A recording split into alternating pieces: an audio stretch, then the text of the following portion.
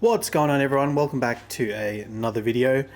I just wanted to do a tank update video because there's been quite a few changes in the last few weeks. I actually haven't done like a full tank shot in a video for quite a while, so I mean, yeah, if you've been keeping up with this series, you can see the scape has changed. I've done a full rescape. There's been a few new additions. Few fish have left, and yeah, we'll kind of get right into it. I'll start off with the scape. So you'll see the anemone rock used to be in that corner. Just kind of wasn't for me with those anemones. I kind of found out they're actually a type of Majano anemone. Funnily enough, they were kind of sold to me as bubble tips. It was from another reefer, but I wasn't too fussed anyway because the clowns ended up posting it. And you guys are probably wondering where the clowns are, and I'll show you them in a sec. I just couldn't really add anything after I added the anemones. The clowns got really aggressive. Most of the fish, you know, had to stay on the other side of the tank, except the sailfin tang, really. And the maroons, the female in particular, would just, you know, kick up all the sand. You can kind of see the remnants of it, like this little ditch that's been made here, and that's just from the maroon, the female maroon, just kicking up an absolute storm. I think it's kind of like an instinctive breeding response, which is why she was actually doing it. But I'll explain in a sec where they've gone. But yeah, just to go on the scape, I kind of made a little bommy. I think that's what you'd probably call it. These are all rocks that were in the tank a few months ago that I've taken out. I just used Aquaforest Stone Fix again. I couldn't really find anything else, and it's what I used last time, so I just kind of went with it again, and I created this bommy. I think it's a bommy at least, but yeah, it's about 40 centimeters high or so. It's pretty cool. It opens up, you know, the side, so the fish can swim around it, and I can place corals, you know, all the way around it. So it's pretty cool. I think it came out, you know, quite nicely. It kind of looks bare at the moment, but I think once you fill the whole structure up with coral, it'll look sick. And yeah, that's kind of the idea. Nothing's really glued in yet, except the torch coral, which is new. Everything's just kind of placed in. Oh, and these two corals are glued in, but yeah, kind of everything else we'll just throw in. And yeah, onto this side, I kind of just stacked a few little rocks to kind of make a cave. This is when the clowns started getting really aggressive and kept chasing like the fairy wrasse and stuff. So I wanted to kind of make it like a little cave where it could kind of chill out in, and that's what most of them have been doing. So that's what we've done on this side of the tank, and then kind of throughout the middle, it's just random rocks, you know, kind of scattered and stacked, just to see if we can make anything. I just put that there today. It used to be on top of there, just to see if I can free up room. I probably will be getting rid of that rock. But yeah, guys, it's kind of how the scape is looking. Freed up a bit more space, so it's good. It's really hard to settle on a scape, but yeah, kind of happy with it, and we'll see how it goes. So now on to the new additions of the tank. When I purchased the new skimmer on the same day at that fish shop, I purchased this little guy. It's a Talbot's damsel. You can see, pretty cool. He's got some awesome color. He's like it's like a pinkish hue with yellow and a black dot on him. Really cool fish. One of the friendlier damsels I've heard, but obviously when they get older they can turn a bit nasty. But I've got him while he's small, so really cool. And the next fish is a disappearing wrasse. Not really. I think like it wasn't an impulse buy. I was after wrasse, and he was kind of the first one I saw, so I just grabbed him. But I looked up pictures of him and stuff of how they look when they get a bit bigger, and they look cool. So I just grabbed him. He comes from the same family as a 6-line wrasse, so that's pretty cool. So yeah, those two guys have been in the tank for since I had the skimmer, so like 2 weeks now, I think, just over 2 weeks probably. And then The most recent addition was this little guy in here. Don't mind that Aptasia. Horrendous thing. He's, of course he's hiding now, but you can just see him there. He is a 6-line Rasp. Super common fish in the reef keeping hobby. Like kind of everyone's had one. This is my first time keeping one. It took ages for one of my LFS to get one in, because yeah, they're so in demand. But yeah, obviously you can see he's a really nice size and a really nice specimen. He was just added yesterday, so he's super shy. The tang is kind of bullying him a little bit. So yeah, but and the last fish that I added is this little guy here. You can see him chilling there. Now he is a flame hawkfish, and he is an Australian one. So he was caught probably somewhere along the Barrier Reef, and yeah, he's a small guy. So yeah, it's a fish I've kind of wanted for ages, and I got him at a pretty decent price. I think it was on $100 and something, $105 I think. Sorry, you can't see him too old. Can't really, the lens can't adjust to the light and shit, but I'll try to get some shots of him. But yeah, got a flame hawk.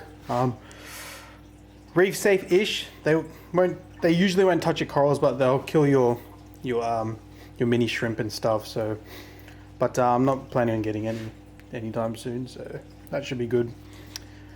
And there is one more fish, guys. It was a Redhead fairy wrasse. Unfortunately, I have no idea where he is. I added him probably 2 days ago before I took the clowns out, and this guy just went ballistic. Now, I know like there was a chance of them fighting, but I moved around a lot of stuff when I added him just so I could kind of change up the territory. And it was fine for a little bit until the next morning I woke up and I saw the the Redhead fairy wrasse was on this side of the tank where the maroon clowns were, and the maroon clowns were just going crazy nipping at him. So the last time I saw him, he was pretty banged up. He was like under this rock. So I can't really, he's not there now. So guys, I don't know. I have no idea where he is. I really hope he's not dead. I hope he's just hiding under a rock. I've fully changed the scape now, so hopefully the hierarchy's kind of like resetted or reset. So if he comes out, the fish won't go at him too hard. But I have no idea, so I'll have to update you guys on that one. But yeah, those are the new additions. Sorry. In regards to the fish. Now with the coral, there's been a few new additions in the last few weeks since the lockdown's been lifted in my state of Victoria. I got this Kenya tree a few weeks ago. Now it's kind of looking a little bit sad, but I don't know. I'll kind of have to look it up a bit and see why. I got this GSP here. It's a different type of green star polyps, and I just stuck it to the weir just to see if it would grow. I know it can take ages, but I think once it does settle in and it grows on the back wall, it can look really nice. And then I got another GSP just over there, just a different type, like a short stem one. Just because it was cheap, and I was like, why not? The next thing I got is a frog spawn coral. You can't really tell, it's not that colored at all, but it was like super cheap, and it was like this big when I got it. It was really small, and it's kind of like fully opened up, so I was pretty surprised. It was like, I think it was like $15-20. It was tiny, and it was one of the first LPS that I added to the tank. It was the first one from the Euphilia family, and I was just like, let's try it out, and yeah, it's been doing really well. And then recently I got this frog spawn from one of my LFS. It's got green stems, and like the top of the polyps are purple. Honestly, it hasn't been doing too well. I'm not too sure why. I've been moving it around to see which kind of spots that it likes, but it hasn't really been opening up too much. But yeah, I'll still give it time because it's only been probably under a week, if that. But yeah, we got a hammer. And the last one is a torch coral. Now it's semi-gold. Some of the stems are gold. One of my mates got me this as a birthday present recently. He works in one of my local fish shops, and so he got me that. And it looks wicked. I think I gotta change the kind of positioning of it. I don't think I've glued it down properly. But if I turn the flow over and I take a top-down shot, you know, like that, you can see the gold stems really well. And I'll do that probably in my next video. So when I get some cool lens, you know, to cut out the blue light and stuff. But yeah, got a torch coral, so that's pretty cool. And then the last few things is just a few ricks that I picked up here and there, you know, with some cool corals on them and stuff like that. Just another one over there. And yeah, there's my massive rick. I just moved him here like probably for maybe 3-4 hours ago. He was right over here in this corner of the tank, and he was like massive, like probably bigger than my hand, honestly. And he was just over there, so I just moved him. So he's probably a bit peed off, but yeah, I moved him just over there because I'm trying to, you know, change the positions of the coral.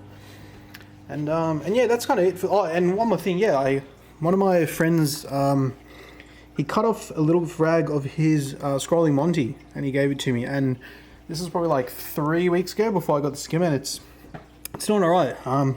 Monty's supposed to be some of the hardiest SPS, I think. So we'll see how it goes. I love Monty's personally, so hopefully it does well. And yeah, the last thing is this Acan. You can see it's I think it started off with 3 heads, and it's probably got like, I don't know, maybe just under 10 now. You can see there's a lot of small ones on it, but yeah, seems to be doing really well. I don't feed it too often. I try to do it at least once a week, but yeah, it's starting to look pretty nice. But yeah, guys, that's kind of it for the update. Not much. I mean, actually, quite a bit has changed in terms of the you know, positionings of everything. That's it for the tank update. Sorry, I'll show you guys what happened to the clownfish in a second. And yeah, some of the mushrooms kind of spawned, and I moved it around, and you can see the zoas over there. That's from the original rock. Long story short, I ripped the rock in half, and it tore the zoas in two, and yep, they're there now. So yeah, there's still a bit of cyano on that rock, but you can see the cyano on the actual sand bed has reduced by a lot. It was like a freaking whole thing was red before. So yeah, that's kind of how the tank is looking. Try to get you guys a nice cool shot. When I get that filter on the lens, it'll look a lot better. I'll just show you guys the sump quickly before I show you guys the clown. So yeah, I just got a light there, borrowing that from one of my mates' fish shops. Don't know what that is, but it's growing again. And there's a bit of cater that I got. And here is the skimmer. I turned the skimmer off when I added the new aquascape, and when I was gluing stuff, because they tend to foam up when you add that sort of stuff. The skimmers just go nuts. But yeah, it's doing well. So that's kind of it for the tank update. Now I'll show you guys the clowns. Alright guys, so there's my main tank, and here you'll see a new one. That's my freshwater display. I was thinking about doing a separate video on that, and I'm probably still will in time. But yeah, here is the new setup. It's just temporary, as you can see. It's not even filled to the top. But here are the clowns. So yeah, like I said earlier in the video, they just kind of weren't doing it. Doing it for me for the reef tank. This big mama was going absolutely ham, and you know, rightly so. Thinking about it, I think clowns like this, when you have them in a pair, probably do a bit better when they're, you know, by themselves. At least these clowns, you know. I think you're like Ocellaris and stuff will usually be okay, but like your maroons, clarkies, and tomatoes, the ones where the females can get absolutely massive, should probably be housed separately if you have them in a pair. But yeah, I'm kind of still deciding what to do with them, because I really do like this pair, and you know, maroon clowns are some of my favorite fish. But I've just got them temporarily in this. It's actually an Aqua One Mini Reef 120 tank, and yeah, just kind of housing them in here. It's literally just got some biomedia, massive live rock. It's got a 200 watt heater and a Hydra internal filter by Ocean Free. So that's just making a bit of flow. It's really simple, but they'll be fine in here for a little bit. So yeah, they're just in here until I decide kind of what to do with them. I also picked up a RO unit. It's by Reef Pure. It's an Australian brand. It's kind of been long overdue. I'll probably do a video on it when I set it up. But yeah, really happy to finally pick one up, so I can kind of mix my own salt water and stuff like that, which is cool. So yeah, that's kind of it though for the video. Kind of a long update, but yeah, quite a few changes. And yeah, we'll kind of see what happens. I kind of just moved everything around in the last day or two, so once everything, you know, beds in, we'll see what kind of happens. But yeah, hope you guys enjoyed the update, and if you did, I really do appreciate if you know, you guys liked and subbed if you enjoyed the content, and thanks for watching, guys. Hope you have a great week. Peace.